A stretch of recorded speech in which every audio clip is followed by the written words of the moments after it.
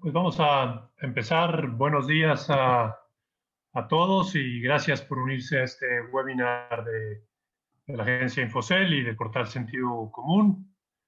Hoy tenemos como invitado a Eduardo Clavé, quien es director general y cofundador del Fondo de Inversiones en Emprendimientos, Dila Capital, para hablar precisamente de cómo se encuentra en México y Latinoamérica ese tipo de inversiones en nuevas compañías y en ese sector que, como todos, se ha visto afectado, en algunas partes tal vez de forma negativa, en otras de forma positiva, por esta pandemia que nos ha tocado vivir. Eduardo, muchísimas gracias por estar con nosotros. No, gracias a ustedes por la invitación. Muy bien, y pues antes de comenzar este diálogo, quiero recordarles a todos los participantes que se están sumando o están ya en el webinar que pueden hacer preguntas a nuestro panelista a través de las distintas herramientas y opciones que ofrece esta plataforma. Por favor, escríbanlas ahí y yo a medida que avance la plática las capturo y se las transmito a Eduardo para que responda a sus dudas de este tema. También antes de comenzar, déjenme brevemente platicarles un poco de la trayectoria de Eduardo. Él tiene estudios de licenciatura en Ingeniería Industrial por la Universidad Iberoamericana y comenzó su carrera profesional hace 18 años en UBS Investment Banking, trabajando tanto en México como en Nueva York y colaborando en el área de fusiones y adquisiciones, mercados de deuda, mercados de acciones, reestructuraciones corporativas de compañías latinoamericanas.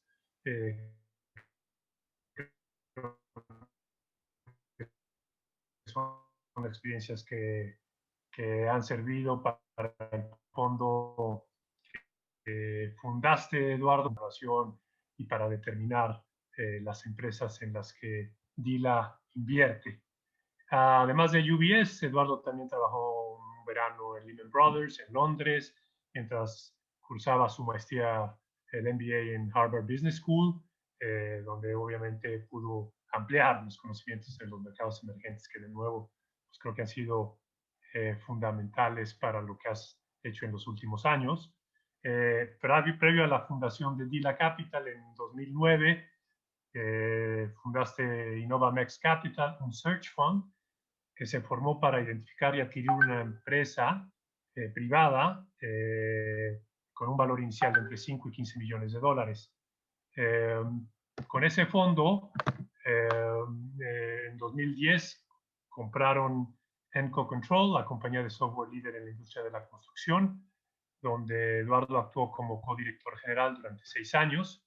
Estuvo a cargo de más de 220 empleados, así como oficinas en Monterrey, México y Bogotá. Posteriormente, como comenté, en 2017, con Alejandro Díez, funda Dila Capital. Eduardo, de nuevo, gracias por estar con nosotros. ¿Y por qué no iniciamos con una breve descripción tuya de las actividades de Dila para luego comenzar a preguntar cómo ves este sector en el que están, que seguramente enfrenta retos inesperados por la pandemia, por la contracción económica que esa pandemia ha provocado, pero que también tiene cosas muy alentadoras como lo que estamos viendo en los mercados de IPO de nuevas empresas de tecnología como Cash ayer y hoy la salida a bolsa de Airbnb. Eduardo, el micrófono es tuyo. No, buenísimo. Mil gracias otra vez por invitarme. Y a lo mejor, creo que la mejor manera de entender a Dila y lo que hacemos es contar la historia que empieza con Alejandro Díaz Barroso, mi socio. Él emprendiendo muy, muy joven. Yo justo cuando yo estaba trabajando en Nueva York en banca de inversión. Él arranca ese negocio y llega un momento donde necesita capital para crecer. Esto es 2004, 2005. Y sonaba como bastante obvio que había que ir con fondos de venture capital en México o en América Latina, y para nuestra sorpresa o naivete, no lo sé, no había absolutamente nadie, ¿no? O sea, no había ningún fondo o nadie institucional, digamos, fondeando emprendedores en México. Olvidémonos de si eran empresas de tecnología, no había capital, punto, ¿no? Al final Alejandro vendió ese negocio, Cero, ¿perdón?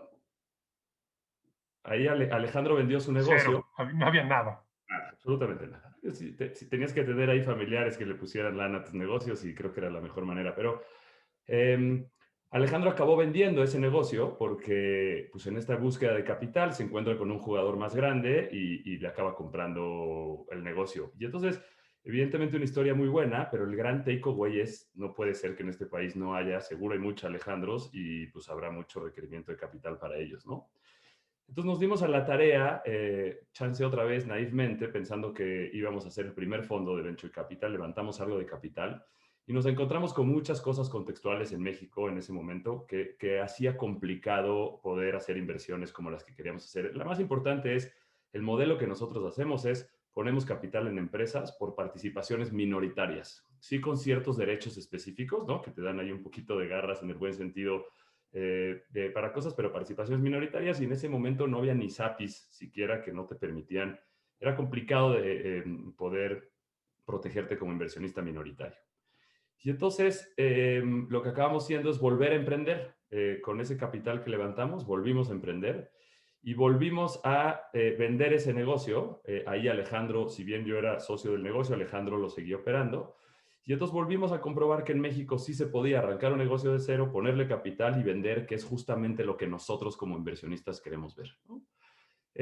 Esto es 2009, yo en ese momento me estaba graduando de la maestría y un poco mi decisión fue o regreso a México a levantar un fondo de venture capital o busco manera de tener experiencia operando. Y un poco de contexto ahora en el Search Fund, que es algo de lo que hice, es un grupo de inversionistas que creyeron en mí en México y en Estados Unidos y salimos a buscar un negocio para comprarlo y en el que yo tomara un rol operativo. Y entonces compramos en Control, que como lo decía es un negocio de software ahí para la industria de la construcción, una empresa muy, muy establecida, con mucho potencial de crecimiento, y yo tomé un rol operativo en ese negocio, que creo que es algo súper importante cuando haces lo que hacemos, que es yo ya operé, yo ya tuve empleados, ya sé lo que quiere decir eso, ya vi de qué se trata, digamos, ponerte en los zapatos del director general de un negocio, ¿no? Paralelo a esta historia, en el 2011, cuando Alejandro regresa de Kellogg, de su MBA, decidimos, ahí decías que Dila se fundó en 2017, la verdad es que Dila arranca como un clubcito de inversionistas. Nuestro primer experimento fue, vamos a juntar un grupo de inversionistas. Habían cambiado las cosas radicalmente ya en el 2011 en la industria, digamos, de capital emprendedor en México. Juntamos un grupo de gente y empezamos a hacer inversiones. Para serte muy honesto, sin demasiada tesis, demasiada sofisticación, simplemente emprendedores en los que creíamos que eran capaces y tenían un buen modelo de negocio e invertimos en 10 empresas.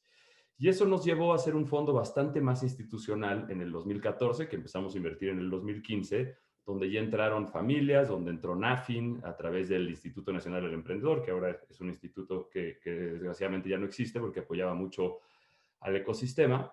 Y luego eso, yo en el 2017, que es a lo mejor la fecha donde salgo de la operación de Encontrol, hicimos ahí una operación donde recompramos a algunos inversionistas y hay un operador que es el fundador que ha dado unos resultados muy buenos en ese negocio. Levantamos nuestro tercer fondo, que es un poco lo que nos consolida en el mercado, porque es un fondo de 1,000 millones de pesos, un fondo bastante más grande, y más importante en un contexto que había cambiado radicalmente versus lo que veíamos desde pues, 2004 cuando emprendió Alejandro, cuando yo hice el Search Fund y los primeros dos fondos, ¿no? Entonces, esa es la historia y puntualmente lo que buscamos y que se refleja mucho en Dila 3 y ahora el nuevo fondo que estamos levantando es buscamos invertir en emprendedores que tienen un modelo de negocio que tiene un componente de tecnología o disrupción, que creemos que tiene un management muy capaz y que puede escalar en un mercado grande en México y preferiblemente América Latina, ¿no? Entonces, perdón ahí que como dijiste agarré el micrófono, pero esa es la historia y dónde estamos parados hoy. Hemos invertido 3 fondos. Hemos hecho 42 inversiones en empresas, en startups, y estamos ahorita en los próximos días haciendo el primer cierre de un cuarto fondo con el que empezaremos a hacer nuevas inversiones en enero. Eduardo, en ese sentido, mi internet está un poco batallando, pero espero que me escuches bien. En ese sentido, las tesis de inversión del Fondo 1 al que estás por cerrar han cambiado. Es que han cambiado muchas cosas, te diría. A ver, la primera es sí, o sea, creo que cometimos errores, el mercado ha cambiado y a lo mejor, y el contexto es el que ha cambiado mucho. O sea, cuando nosotros cuando pasamos de haber cero fondos de venture capital, por ahí hay un dato y quizás me equivoco un poquito en los números, pero en el 2010 había 27 millones de dólares de venture capital en México, algo por el estilo. O sea, si tú te pones a pensar el tamaño de la economía, la verdad es que la penetración de capital para emprendimiento es nada, es inexistente. Hoy ese número es cercano a los 1.000 millones de dólares, en América Latina quizás 6.000 y tantos millones de dólares. Entonces, ha cambiado en el sentido que nosotros, el modelo que hacemos es, tú inviertes en una empresa en la que crees y le pones capital, ¿no? Algo de capital, la empresa empieza a crecer y va requiriendo más capital para su crecimiento, ¿no? Y con el tiempo va requiriendo y va levantando diferentes rondas de capital. Entonces, el primer cambio grande es que ahora ya hay capital. Antes no había. Entonces, era, pues, nuestro fondo primero era de 50 millones de pesos, hicimos 10 inversiones de 5 millones de pesos. Para que te des una idea, de ese fondo, las empresas han levantado en promedio como 700 mil dólares y las empresas del fondo 3 han levantado en promedio 7 millones de dólares y siguen levantando dinero. Entonces, el contexto es el que ha cambiado mucho. Entonces, primero es, pues ahora hay, y ahorita entraremos al tema de la pandemia, pero hay más emprendedores que en vez de estar trabajando en las bancas de inversión o en las consultorías o en los grandes corporativos, al haber capital y al haber oportunidad y el mercado hacerse grande, están emprendiendo. Entonces vemos cada vez mejores emprendedores. Vemos más capital, ya no solo de fondos como el nuestro, fondos locales, sino fondos extranjeros muy, muy grandes, con grandes nombres, viniendo a México y América Latina a poder complementar eso que te decía, o sea, poner más capital encima del que nosotros pusimos en etapas iniciales. Y entonces, pues eso ha cambiado drásticamente el ecosistema porque ya una empresa que tiene los méritos y que es un buen negocio, por capital no queda. Y yo creo que antes sí era un poco así, ¿no? O sea, antes no necesariamente había suficiente capital para que ellos llevaran a cabo negocio o sus modelos de negocio que requerían grandes escalas, ¿no? Ese es un cambio 100% radical. Total, Eh, y entonces, y ahora me dijiste, en el primero eran 10 empresas las que invirtieron, eh, y el componente tecnológico ya existía en ese entonces o se ha ido creciendo y la pandemia tuvo un efecto mayor en ese sentido. ¿Cómo lo están viendo? sí, a ver, nosotros invertimos en las primeras generaciones de los e-commerces, ¿no? Invertimos en un e-commerce de mascotas, invertimos en un e-commerce de bebés, que en Estados Unidos había habido grandes negocios que habían crecido muchísimo. Y la verdad es que llevábamos pues, prácticamente 10 años esperando el ahí viene la ola del e-commerce, ahí viene, ahí viene, ahí viene, y llegó la pandemia y sin duda llegó, ¿no? O sea, tuvo que llegar como el contexto cambió radicalmente por lo que sucedió, ¿no? Entonces, primero sí quiero decir, el tema de la pandemia es una total y absoluta tragedia relativo a pérdida de vidas, empleos. Entonces, no quiero perder sensibilidad en ese punto, pero para efectos del tipo de empresas en los que nosotros invertimos, o la gran mayoría de las empresas se han visto muy beneficiadas porque, otra vez, ¿no? O sea, quizás, y haciendo la historia donde había un pequeño componente de tecnología o digitalización en las empresas de DILA 1, que hoy en DILA 3 pues prácticamente todo lo tiene, pues cuando tú piensas en empresas de e-commerce, cuando piensas en empresas de educación en línea, de pagos digitales, de empresas de biométricos o cosas específicas que facilitan cualquier transacción en línea, pues lo que es una realidad es que la digitalización llegó para quedarse, ¿no?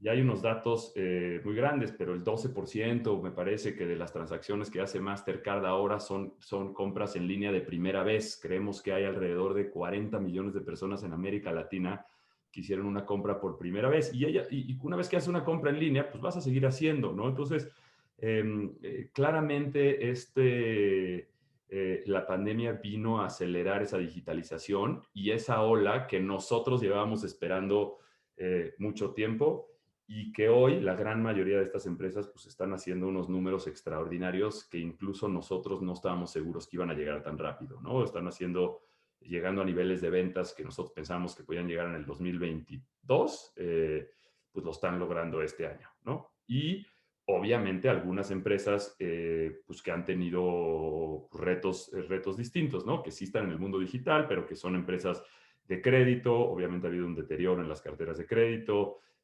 y ciertas cosas más puntuales que se han visto afectadas, ¿no?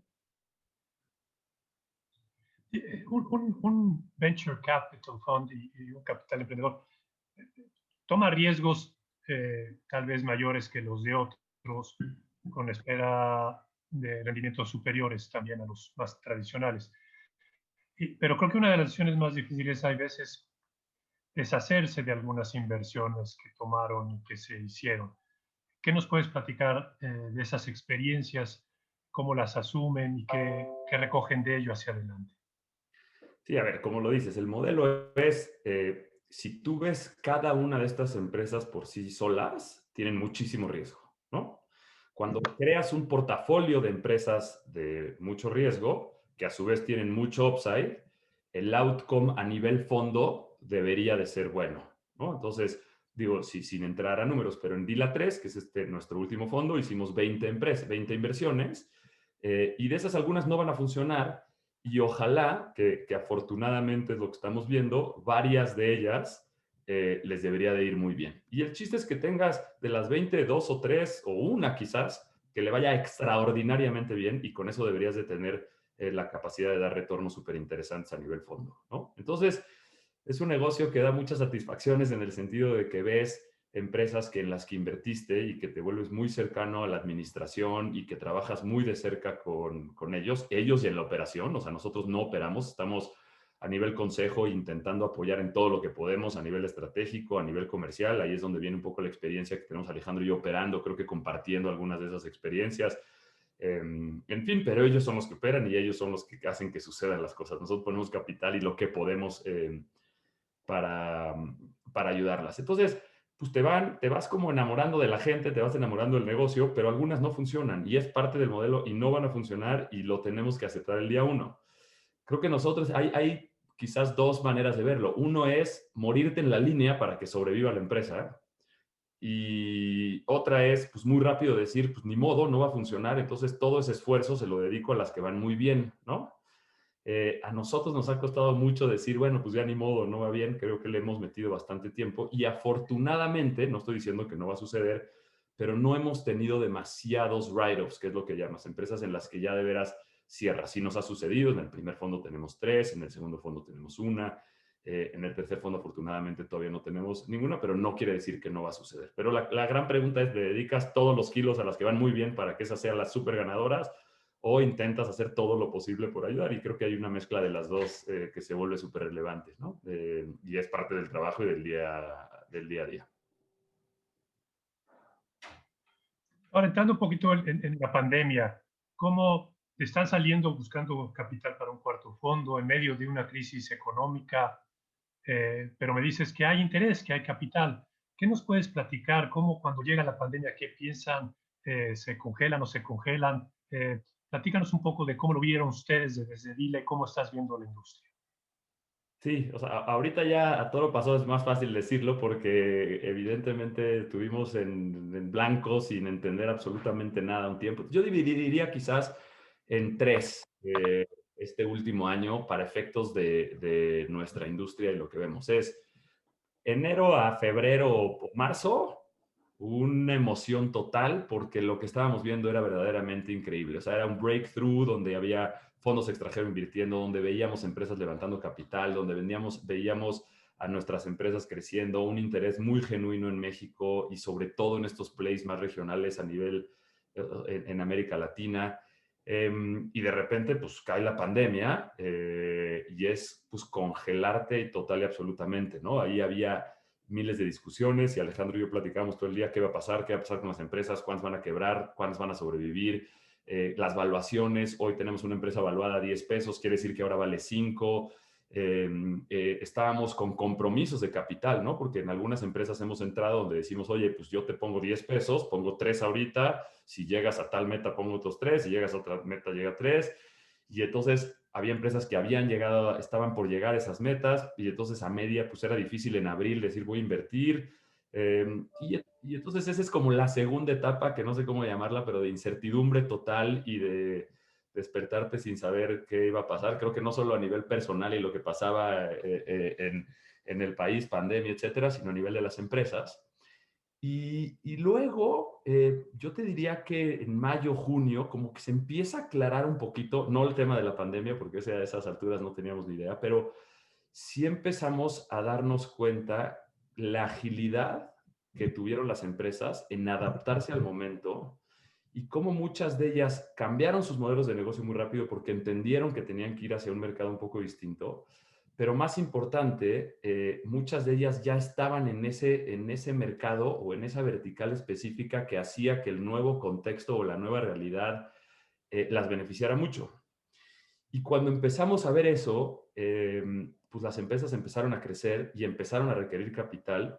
Y siento que nosotros y la industria no se detuvo. O sea, quizás esos meses ahí de incertidumbre, pero no se detuvo la industria. No hubo cambios en las valuaciones. Y no solo hubo no cambios en las valuaciones en nuestras empresas o en Venture Capital, sino, digo, lo ves en los mercados públicos, sobre todo en Estados Unidos, ¿no? O sea, hoy otra vez récord en las bolsas. Y si tú ves cuáles son los drivers principales de esos grandes crecimientos en los mercados públicos, pues son las empresas de tecnología y son los Amazons y los Facebooks y los Googles. Eh, y entonces, pues nosotros seguimos invirtiendo, nosotros acabamos invirtiendo prácticamente 30% del fondo este año, que es un monto bastante relevante, muy en línea de lo que hubiéramos hecho sin pandemia quizás. A lo mejor sí redirigiendo un poquito el capital hacia las empresas que más se habían beneficiado, pero pues la verdad es que están sucediendo otra vez, no quiero perder sensibilidad relativo a la tragedia de la pandemia, pero sí en nuestra industria, sí en nuestras empresas, estamos viendo cosas muy, muy interesantes. Lo que mencionas de la agilidad de las empresas para adaptarse fue muy interesante. Publicamos nosotros algunas historias de cambios de modelos de empresas tecnológicas, sobre todo. Una, recuerdo, MyCashless, que se dedicaba a no pagar en efectivo en conciertos y en estadios y en eventos masivos. Imagínate, para ellos de repente llega la pandemia, cero, pero supieron a readaptarse. No sé, yo no le damos seguimiento, pero fue muy interesante narrar esto. ¿Tú vistes esta capacidad en México y en toda Latinoamérica o vistes más en algunos países una adaptación más veloz? No, a ver, creo que un tema generalizado y que se puede lograr cuando eres una empresa pues no tan grande, ¿no? O sea, un gran corporativo es más difícil moverte y dar la vuelta al barco rápido. Estas empresas son, de entrada tienen gente extraordinaria liderándolas y equipos extraordinarios. Entonces, se movieron muy rápido, podían hacerlo rápido y rápidamente identificaron cuál era el segmento importante. El ejemplo que dices tú, nosotros tenemos una inversión en una empresa que se llama Boletia, que es una boletera de eventos, la tercera boletera en México, de eventos principales de entretenimiento, ¿no? Pues evidentemente pues te vas a cero porque se acaban los eventos, punto. Y ellos rápidamente desarrollaron una tecnología, se movieron muy, muy rápido para poder crear una plataforma para lograr hacer streaming de eventos. Tenemos una empresa que se llama Urban, que a lo mejor han visto las camionetas en la calle que transportaban a gente en un modelo como de Uber. Cuando las oficinas cierran, la gente deja de mover, pues se pone muy complejo. Pero ellos fueron y se movieron muy rápido hacia algunas plantas industriales que no pararon y entonces contratos con ellos para mover a la gente. Y luego otras, pues que la verdad estaban en el momento perfecto, en el día correcto, cuando, pues si te pones a pensar en e-commerce o pagos digitales, pues lo único que pasa ahí es que pues crece claramente la demanda. La pregunta, ahí el reto es, pues qué tan rápido te puedes mover comercialmente para agarrar ese mercado que está creciendo. Entonces, eh, sí, la agilidad a través de, pues digo, los emprendedores, gente súper capaz, equipos, pues que son empresas chicas, ágiles y se mueven rápido, ¿no? Y agarraron mercado grande. Supieron ajustarse a las circunstancias.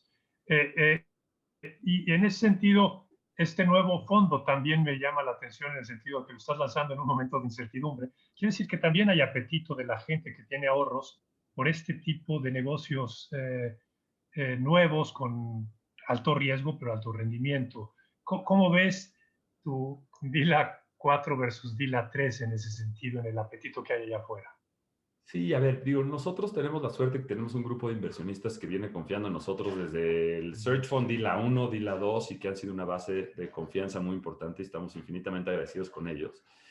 Y luego el Banco Interamericano de Desarrollo, a ver, nosotros queríamos hacer un primer cierre de este fondo en agosto, lo estamos haciendo en diciembre, ¿no? La verdad es que sí hubo un momento justo en el que te decía que no sabíamos ni para dónde entre marzo y mayo, que detuvimos todos los esfuerzos de levantamiento de capital para enfocarnos en las empresas, ¿no? O sea, no queríamos distraernos de un minuto y ver cómo las podíamos apoyar. Con el que sí seguimos en ese proceso fue el Banco Interamericano de Desarrollo, que comprometió capital y eso nos dio pues mucha credibilidad y mucha certidumbre en el mercado, apoyado de este grupo de inversionistas que viene acompañándonos ya en el tiempo y un grupo de gente nueva, ¿no? Pero creo que lo que están viendo es, digo, nosotros como Track Records creo que las cosas van bastante bien, todavía es temprano en algunos casos, pero las cosas se ven prometedoras.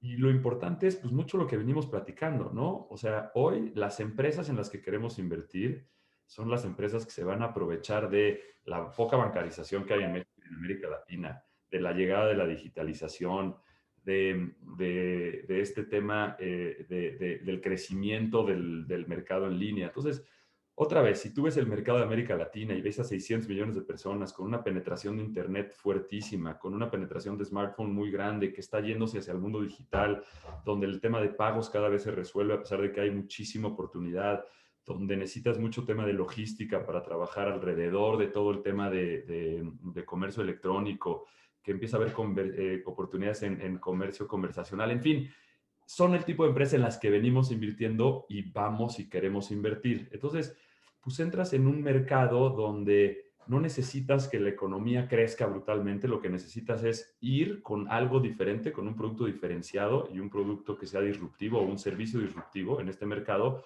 para entrar a un mercado grande que ya exista un pie y comerte un cachito de ese pie independientemente de lo que suceda a nivel macro, que evidentemente es complejo y lo es ahorita y espero que habrá una recuperación, pero ahí está un mercado grande y la gente en la que invertimos es capaz de crear productos y servicios y atacar problemas que hoy están ahí latentes, ¿no?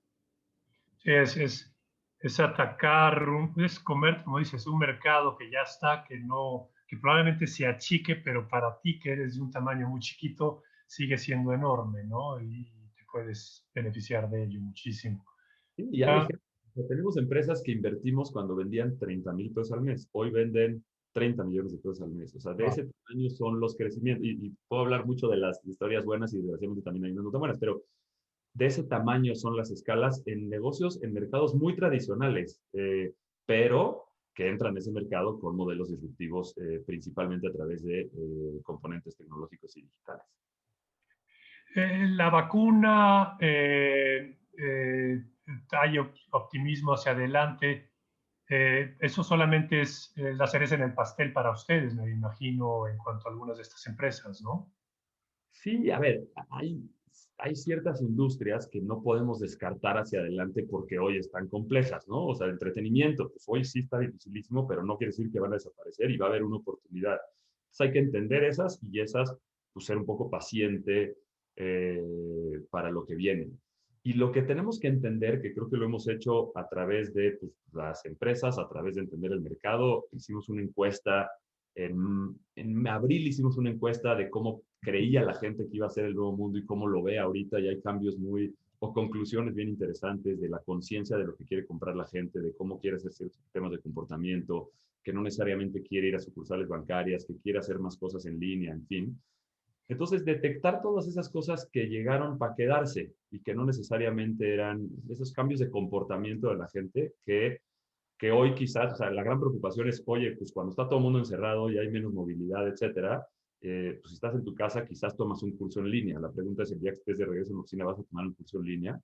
La respuesta es yo creo que sí, si tienes un producto o un servicio específico que pueda querer y ser atractivo para la gente. Pero tenemos que detectar cuáles no son únicamente highlight por la pandemia, sino que creemos que son comportamientos que van a quedarse y de esa manera crear oportunidades hacia adelante. Pero yo sí pienso que estamos en un momento como muy único en el venture capital en América Latina, la penetración, o sea, el capital a pesar de que ya hay más capital, sigue siendo bajísimo, o sea, bajísimo. En México es 0.05% del PIB, en otros países, incluso en otros países en América Latina es significativamente más alto. Entonces, cada vez hay capital, cada vez hay más emprendedores y ahí está el mercado y la calidad de la gente es muy...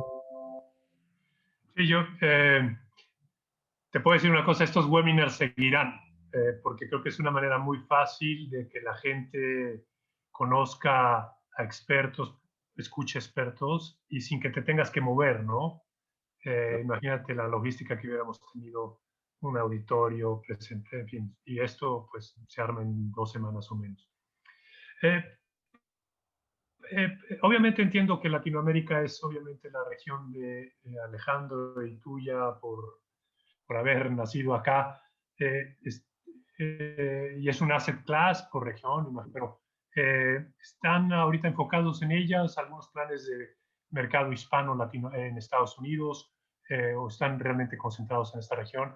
Lo acabas de decir de alguna manera que es un potencial enorme la región hacia adelante, ¿no? Pero Sí, ¿dónde creemos está? que cuando lo ves como región se vuelve aún más relevante y cuando hablas de estos mercados grandes, pues otra vez haces más grande ese pie.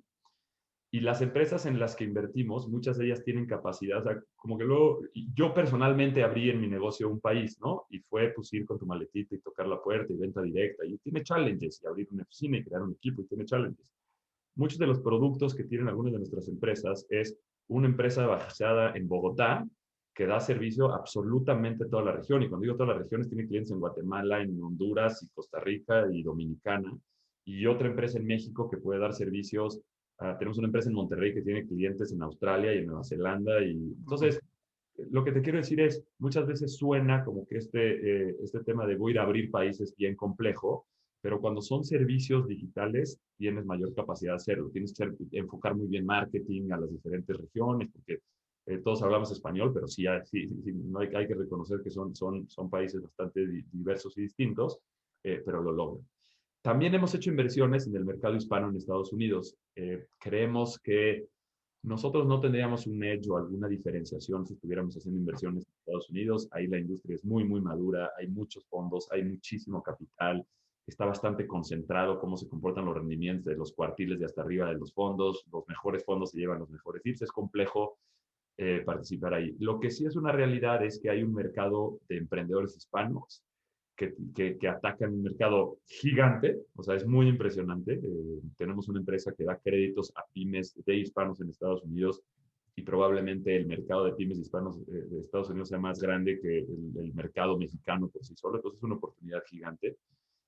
Esa nos gusta. Y como dato es, el 80% de las empresas en las que invertimos, ya más, o sea, de 20 empresas que invertimos en Dila 3, 17 tienen presencia en más de 2 países, por decirlo así. En algunos casos es Colombia más algo más, o donde México generalmente es por tema de mercado y tamaño de mercado, es donde más presencia hay, ¿no? Pero hay muchos emprendedores colombianos que arrancan un negocio en Colombia y pues si quieren hacer más grande el mercado, pues México es el natural, ¿no? Chile es un poco lo mismo.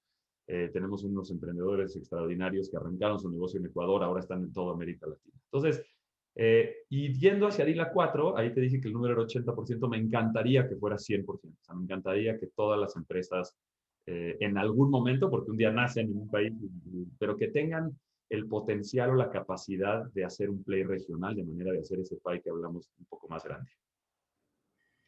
Eh, en ese sentido, hablamos de que había cero cuando tú estabas empezando, ahora ya hay competencia. ¿Cómo ves ese nivel de los deals? Es decir, hay muchos emprendedores, quiero pensarlo, todavía decía 0.05 del PIB, no es nada, pero se están empezando a codear por los buenos deals acá o todavía tenemos espacio para mucho. Yo creo que hay espacio, pero siempre está los deals que sobresalen por alguna u otra razón. Y esos son deals peleados, ¿no? La verdad es que cuando tú piensas en el mercado local, no son competidores, o sea, son colegas, porque en casi todas las inversiones estamos coinvertidos con uno u otro, ¿no? Y somos una industria que platica mucho y qué opinas de este y cómo lo ves y discutimos y vemos notas. Y luego yo invierto en una empresa que requiere capital. Y entonces le hablo a mi colega del otro fondo, oye, pues yo también voy a poner un poco, pero me gustaría que la veas. Entonces es bastante colaborativa, pero no es suficientemente grande. Necesitamos más capital. Y luego hay que pensar en las etapas. O sea, piensa en una empresa que nace de cero, que levanta un poquito de capital, quizá con un tío o un primo o lo que tú quieras, o el fundador pone un poco de capital y empieza a levantar diferentes rondas. Entonces, en la parte como muy early stage, si hubiéramos tenido esta conversación hace 5 años, te diría, ahí es donde hay que estar porque ahí no había capital. Ahí empezó a haber un poco más de capital. Y luego si te vas a la parte de rondas bastante más avanzadas, rondas de 10 millones de dólares, después de que pasaron estas etapas de crecimiento, pues una empresa que levantó pues $300,000, luego 1 millón, luego 3, luego 5 y que ahora está buscando una ronda de 10, 15, 20. Esas eran las que las rondas hace algunos años era bien complicado encontrar capital porque no había fondos en México de ese tamaño que pudieran poner esos tickets y los fondos internacionales no volteaban a ver a México. Entonces, la primera parte está medio resuelta porque quedan fondos y cada vez hay más incubadoras y estos angel investors que pueden invertir ahí, que no existían hace unos años. Y luego este capital nuevo que viene de los grandes fondos que complementa. Entonces, en medio es un poco donde estamos los fondos locales, que estamos haciendo tickets de entrada en las empresas de entre 500,000 y 2 millones de dólares, por decirte algo. Y sí tenemos la capacidad de irlas acompañando con más capital, pero complementado por fondos más grandes. Incluso fondos de private equity que hace 5 años hacían tickets mínimos de 50 millones de dólares y que son los nombres que llevan establecidos en México muchos años y que ahora están volteando a ver estas empresas, están haciéndose un poco más chicos para poder jugar ahí porque están viendo que sigue habiendo, que es, dejas un poco de riesgo del que platicamos al principio, son empresas que ya están establecidas, que han ido creciendo, que en algunos casos ya tienen números negros, digamos, o tienen flujos positivos, y ahí ellos están jugando. Entonces, los locales estamos en medio por tamaños de fondo, todos hemos ido creciendo y moviéndonos conforme vamos teniendo fondos más grandes, pero evidentemente falta capital en medio y falta capital en todos lados, pero el punto es, hay muchísimo más de lo que había y las empresas que tienen los méritos por capital ya no se quedan, ¿no? Sí, el ecosistema se ha construido, ¿no? Las etapas creo que están ya más definidas y puedes acceder a ellos. Eh, Dila 4, ¿cuándo lo quieres cerrar? ¿Qué monto estás buscando? Dices que tienes un grupo de inversionistas que te han seguido. ¿Llegarán nuevos? ¿Qué nos puedes platicar de este Y en nuevo? un fondo, vamos a hacer, a ver, como lo hacemos es, hacemos un primer cierre con el que tenemos ya suficiente capital y ese lo estamos haciendo este año, en los próximos 15 días. Ok, De manera que en enero estamos ya con capital fresco para hacer nuevas inversiones. El plan de DILA 4 es hacer un fondo de hasta 100 millones de dólares. Creo que es un plan ambicioso. Tenemos camino a un número hacia allá y esperamos que para en algún momento del año que entra lleguemos a ese número, cerremos el fondo y podamos llevar a cabo nuestra tesis. Pero al hacer este primer cierre, ya en enero tenemos capital para poder hacer las primeras inversiones. El plan puntual de este fondo es hacer 20 inversiones, más o menos, algo similar a lo que hicimos en el fondo anterior. La diferencia quizás del fondo anterior es que si logramos un fondo un poco más grande, tendremos más capital para ponerle a las mismas empresas. O sea, en este caminito que te contaba de ir poniendo capital, incrementando tu participación en las empresas mientras vas bajando el riesgo, es poder, en el fondo anterior solo podemos hacer hasta 10% del fondo, entonces si era 50 millones de dólares, podríamos poner hasta 5 millones, si en este logramos 100, pues podremos poner hasta 10, pero entrando en etapas parecidas. O sea, nosotros donde nos hemos enfocado y donde creemos que hay una oportunidad es en esas etapas del medio, lo que nosotros llamamos pre-serie A, serie A hasta serie B, pero poder acompañar un poquito más con capital hacia adelante, co-invirtiendo con otros jugadores de la industria. le recuerdo a la gente si tiene alguna pregunta para Eduardo, no deje de mandárnoslas. ¿Qué te iba a comentar? Eh, entonces en enero podemos empezar a tener. ¿Cuánto tiempo te tardas tú en analizar? ¿Tú buscas, te llegan? ¿Cómo funciona la mecánica de la inversión? Para aquel que esté escuchando y quiera.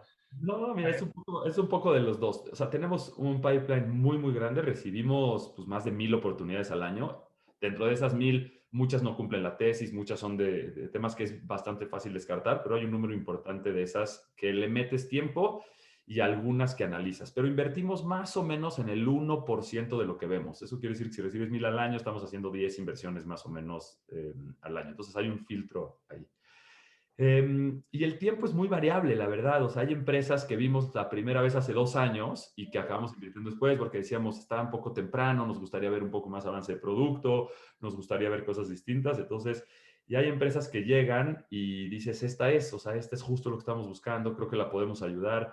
Eh, hay, hay unas características muy específicas. La primera, que es buscando, pues entrando con mucho riesgo y buscando mucho upside, es encontrar empresas que creamos que tienen la capacidad de regresarnos 10 veces nuestro capital, ¿no? Donde metamos 10 pesos y ojalá podamos sacar 100 en un periodo de 7 años más o menos. Eh, Segundo, que ya tengan un producto o un servicio en el mercado. Nos cuesta mucho hacer pre-revenue, o sea, nos cuesta mucho invertir en PowerPoints y en ideas. Nos gusta ver ya un poco de tracción donde podamos entender cómo va el negocio, qué tipo de equipo han creado, entender un poco mejor los números. Que tengan en el centro de todo, obviamente, el equipo, y ahí pues es un análisis más artesanal, porque pues el tamaño del mercado y el modelo de negocio puedes equivocar y puedes hacerlo bien, pero pues hay un método medio científico para hacerlo y con la gente es bastante más artesanal y al final del día es lo que importa, ¿no? La ejecución es lo más importante en este negocio. Entonces, no sé si contesté tu pregunta, pero Sí. queremos hacer puntualmente en Dila 4 20 inversiones en empresas que ya tengan ingreso, que estén en un mercado muy grande, que tengan capacidad de regionalizar, que veamos un upside importante para nosotros y donde podamos hacer tickets de entrada de entre 500, lo más chiquito, hasta 2 millones de dólares. No, sí, y nos llega una pregunta que precisamente va un poco en el mismo sentido. ¿Cómo le haces tú para evaluar ese emprendimiento al que quieres invertir? Y mencionan a Eric Rice, que dice que hay muchísima incertidumbre en estas empresas porque no tienen todavía totalmente definido clientes, no tienen totalmente pulidos tal vez productos o servicios. Entonces, estas variables que no están todavía científicamente medibles, ¿cómo las tomas tú para tomar una decisión al final del día? Sí, y es un punto muy, muy válido, ¿no? Porque la fácil sería decir, pues esta suena como que está en un mercadote, tiene un producto padre y el cual se ve muy bueno. Y es eso, metiendo pues mucho análisis de profundidad del mercado, por ejemplo, ¿no? El mercado luego te confunde mucho porque tú ves un mercado muy grande, pero cuando ves cómo lo ataca específicamente esta empresa o qué nicho dentro de ese mercado te va, nos pasó en una inversión hace mucho tiempo, ¿no? O sea, el mercado de mascotas en México es enorme y México gana en unos ratios ahí medio raros como que el número de mascotas per cápita de los más altos o cosas así. Eh, pero cuando tú veías de qué es el mercado, cuando ves el mercado online, pues es más chiquito. Cuando ves el mercado online del nicho al que vas es aún más chico. Cuando quitas comida dentro de ese mercado es aún más chico. Entonces, esa granularidad de mercado, por ejemplo, es un tema que no es tan fácil y hay que hacerlo y hacerlo bien porque, otra vez, necesitas entrar en mercados grandes. Y luego, modelo de negocio, pues es en el proceso de análisis, intentar entender, hablar con los clientes, hablar con potenciales clientes, entender los ciclos de venta, entender los tiempos de venta, entender si el producto y el servicio auténticamente tiene el edge que tiene. Del lado del equipo, pues digo, comer, cenar con ellos, conocer a las esposas o esposos, todo lo que tú quieras. Y trabajar de cerca con ellos y luego ver qué equipo han creado. En muchas veces son equipos pequeños, pero pues habla mucho de el upper management, quién es su equipo, qué tipo de talento ha podido traer, etcétera. Entonces, una pregunta bastante difícil de contestar, porque además creo que todos los negocios son distintos. Y luego, sin querer, nos hemos especializado un poco en lo que conocemos mejor, que eso nos gusta mucho y lo debí haber dicho en el punto de lo que estamos buscando, es empresas que entendamos. Y suena muy obvio, pero hay negocios donde no está claro el modelo de monetización, donde puedes tener una audiencia gigante, pero cómo lo monetizas, tiene retos distintos. Y yo operé un negocio de software, entonces me siento más cómodo en los negocios que tienen que ver con software. Alejandro estuvo mucho más metido en el mundo de consumo, de retail, e-commerce, marketplaces, lo entiende muy bien. Entonces, se vuelve un poco más fácil analizar ese mercado porque pues, tú viviste y dormiste de eso. Entonces, incluso si ves nuestro portafolio, la verdad es que se parece mucho a eso. Tenemos mucho SaaS, que es lo que yo venía haciendo, mucho software. Tenemos bastante fintech que hemos ido aprendiendo y quizás hay un poco mi background en el mundo financiero ayuda a la causa y mucho de lo que ve Alejandro, pero hemos hecho cosas donde que no necesariamente conocíamos a nivel operación, como movilidad, que ha sido algo que nos ha ido muy bien, y que pues, vimos una oportunidad muy grande con alguien que creíamos que podía atender ese problema, ¿no? Sí, se han ido especializando en lo que mejor conocen. Así es. Eh, Pero muy oportunista también, o sea, sin agnósticos a sector, pero pues sin querer, pues entiendes mejor y te sientes más cómodo en algunas industrias. Me imagino, claro. Pues no sé si tengas algo más que quisieras comentarnos, Eduardo, de la industria, del sector. Ha sido muy interesante conocer la experiencia que han tenido, dónde están parados. Y sobre todo que, pues sí, ha sido un año, pues yo tengo unos años ya inusitado, trágico, y vivimos también un momento en la política y la economía mexicana diferente.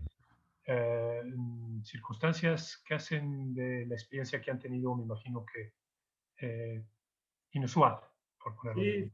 a ver, totalmente, en todos los sentidos, o sea, desde el punto de vista muy delicado en México a nivel económico, no solo por la pandemia, lo que veníamos viendo antes, pero pues nosotros súper optimistas, o sea, creemos que estamos viviendo un momento bastante único, obviamente, pero en la industria en particular, y viendo cosas extraordinarias y viendo un interés genuino por nuestras empresas y por las empresas en el sector, de gente que está dispuesta a poner su capital y que está confiada en que esta gente es capaz de hacer negocios muy, muy grandes y ya lo están haciendo. Entonces, yo creo que estamos viviendo un momento muy, muy único y pues animar a todos a que emprendan y nos busquen si están buscando capital. Me imagino que en algunos años podremos ver varios unicornios en México con la ayuda de ustedes y otros fondos más adelante, ¿no? O digo, ya está acaba ahí en ese ranking, pero pues creo que la región, el tamaño del mercado da para más. Sí, estoy seguro que lo veremos y la verdad es que luego la palabra unicornio, pues es unicornio, pero independientemente si son unicornios o no, sí vamos a ver y estamos viendo ya unas cosas extraordinarias, unas cosas no se les hacen tanto ruido, pero vienen creo que unos años en ese sentido súper, súper positivos. Pues aquí estamos para hacer ruido de lo que vean ustedes, Eduardo. Nos encantan las Gracias. historias de crecimiento y de talento local, latinoamericano. Entonces, no nos dejes de consultar o de tocar a la puerta para también difundir un poco estos retornos de los que hablas a veces Sí, de seguro. 10 veces son impresionantes.